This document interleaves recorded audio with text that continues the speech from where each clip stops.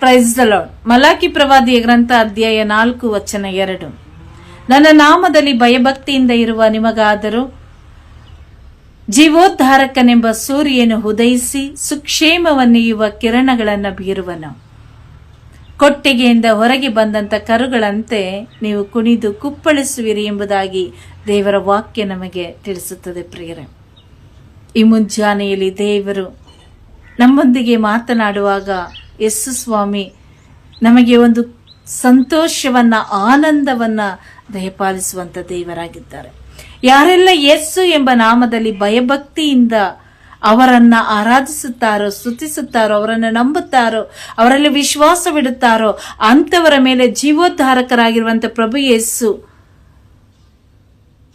ಸೂರ್ಯನಂತೆ ಆ ಮುಂಜಾನೆಯಲ್ಲಿ ಆ ಸೂರ್ಯನು ಆ ಕಿರಣಗಳನ್ನು ಬೀರುವಂತ ರೀತಿಯಲ್ಲಿ ನಮ್ಮ ಒಬ್ಬೊಬ್ಬರ ಮೇಲೆ ತಮ್ಮ ಕೃಪೆ ಎಂಬ ಅಭಿಷೇಕವೆಂಬ ಕಿರಣಗಳನ್ನು ನಮ್ಮ ಮೇಲೆ ಸುರಿಸಿ ನಮ್ಮನ್ನ ಅವರ ಕೃಪೆಯಿಂದ, ಪ್ರೀತಿಯಿಂದ ತುಂಬುವಂತ ದೇವರಾಗಿದ್ದಾರೆ.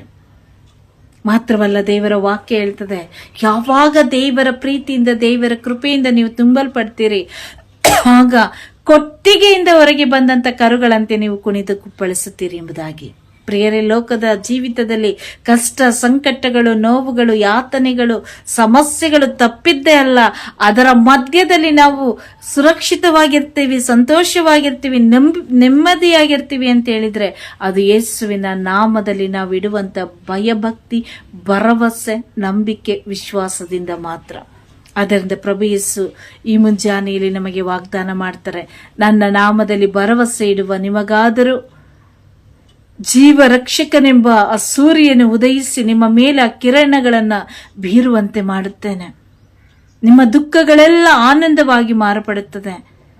ನೀವು ಈ ದಿನವೆಲ್ಲ ಸಂತೋಷದಿಂದ, ಆನಂದದಿಂದ, ನೆಮ್ಮದಿಯಾಗಿ, ಖುಷಿಯಾಗಿ, ಸಂತೋಷವಾಗಿ ಕುಣಿದು ಕುಪ್ಪಳಿಸುವಂತೆ ನಾನು ಮಾಡುತ್ತೇನೆ ಎಂಬುದಾಗಿ ದೇವರು ವಾಗ್ದಾನ ಮಾಡುತ್ತಾರೆ.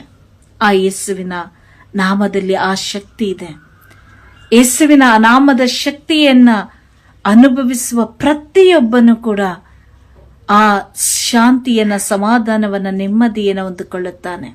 ಆದ್ದರಿಂದ ಜೀವೋದ್ಧಾರಕರಾಗಿರುವಂತ ಪ್ರಭು ಯೇಸು, ನಮ್ಮನ್ನು ಉದ್ಧಾರ ಮಾಡುವಂತ ಪ್ರಭು ಯೇಸು ಈ ಮುಂಜಾನೆಯಲ್ಲಿ, ಈ ದಿನದಲ್ಲಿ ನಮ್ಮನ್ನು ಪರಿಪೂರ್ಣವಾಗಿ ಅವರ ಕೃಪೆಯಲ್ಲಿ ತುಂಬಿಸಿ ನಮ್ಮನ್ನ ಮುನ್ನಡೆಸಲಿ, ಅವರ ಪ್ರೀತಿಯನ್ನು ನಮಗೆ ಅನುಗ್ರಹಿಸಲಿ.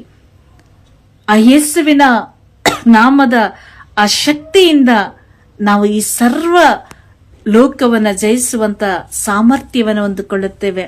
ಆದ್ದರಿಂದ ಆ ಯೇಸುವಿನಲ್ಲಿ ನಂಬಿಕೆ ಇಡೋಣ, ಯೇಸುವಿನ ವಾಕ್ಯದಲ್ಲಿ ನಂಬಿಕೆ ಇಡೋಣ, ಯೇಸುವಿನ ನಾಮದಲ್ಲಿ ಭರವಸೆ ಇಡೋಣ.